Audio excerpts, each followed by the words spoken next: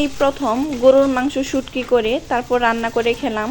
আর এটা কীভাবে শুটকি করে রান্না করতে হয় সেটা জানতে হলে পুরো ভিডিওটির সাথে থাকেন। সো হ্যালো এভরিওয়ান, আসসালামু আলাইকুম। কী অবস্থা, সবাই কেমন আছেন? চলে আসলাম অনেক দিন পরে সুন্দর একটি ভিডিও নিয়ে। আশা করি সবাই ধৈর্য সহকারে সম্পূর্ণ ভিডিওটি দেখবেন। দেখতে পারতেছেন আমি কিন্তু গরুর মাংসগুলো শিলপাটায় থেতু করে নিতেছি ভালো করে। আর এটা কিন্তু অনেক আগে শুকিয়ে ফ্রিজে রেখে দিয়েছিলাম। এই মাংসটা হচ্ছে আপনার প্রথমে গরম পানি বলক ওঠার পরে হালকা লবণ দিয়ে আর হালকা একটু হলুদ দিয়ে মাংসটা ভালো করে সিদ্ধ করে নিতে হবে।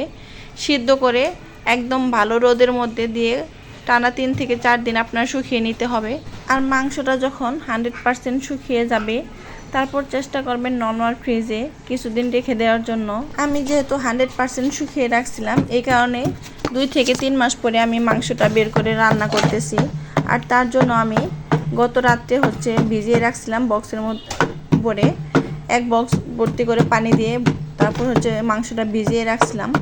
আর এটা কিন্তু সকালবেলায় দেখি ফুলে অনেকগুলো হয়ে গেছে।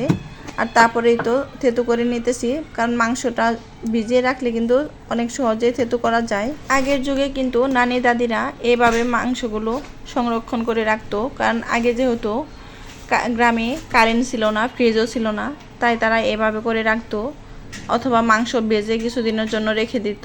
আর চেষ্টা করবেন সবগুলো মাংস একদম শালিম মাংসগুলো নেওয়ার জন্য, কোনো রকমের হাড় যেন থাকে না, তাহলে কিন্তু এগুলো থেতু করা যাবে না।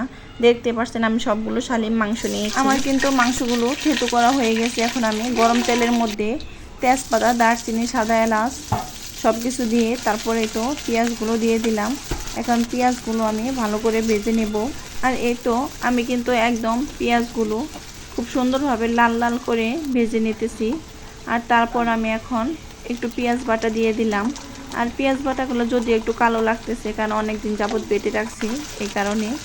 তারপরে তো পরিমাণ মতো আমি রসুন বাটা, জিরা বাটা, আদা বাটা সব কিছু দিয়ে এখন ভালো করে ভেজে নিতেছি। এই তো মশলাগুলো কিন্তু আমার ভালো করে ভেজে নেওয়া হয়েছে। এরপর পরিমাণ মতো লবণ দিয়ে দিলাম, তারপর মরিচের গুঁড়ো দিয়ে দিতেছি। আর মরিচের গুঁড়ো কিন্তু মাংসের মধ্যে একটু বেশি দিতে হয়। তারপরে তো পরিমাণ মতো হলুদের গুঁড়ো, ধনিয়া গুঁড়ো সব কিছু দিয়ে এখন পরিমাণ মতো পানি দিয়ে দিলাম। আর পানি দিয়ে মশলাটা আমি খুব সুন্দরভাবে কিছুক্ষণ কষিয়ে নেব। মশলাটা আমার ভালোভাবে কষানো হয়ে গেছে। এখন আমি অফ ক্যামেরাতে কিন্তু মাংসটাও দিয়ে দিছি। আর মাংসের সাথে চাইলে আলুও দিতে পারেন, কিন্তু আলু বড় করে দেওয়া যাবে না যেহেতু মাংসটা থেতু করা। আমি কিন্তু এখানে আলু কুচি করে দিয়েছি। আর মাংসটা আমার কষানো হয়ে গেছে। মাংস থেকে কিন্তু তেমন একটা পানি ছাড়বে না যেহেতু এটা শুটকি মাংস।